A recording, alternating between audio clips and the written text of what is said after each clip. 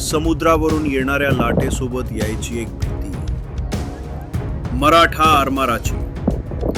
गोव्याच्या किनाऱ्यावर उभे पोर्तुगीज सैनिक. दूर क्षितिजावर दिसणाऱ्या मराठा युद्धनौका.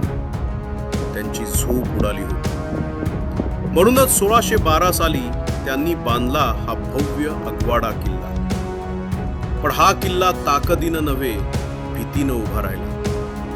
शिवाजी महाराजांचे मराठा आरमार, कान्होजी आंग्रे सारखे सम्राट यांनी इंग्रज, पोर्तुगीज आणि डच यांना समुद्रावर झुकवलं.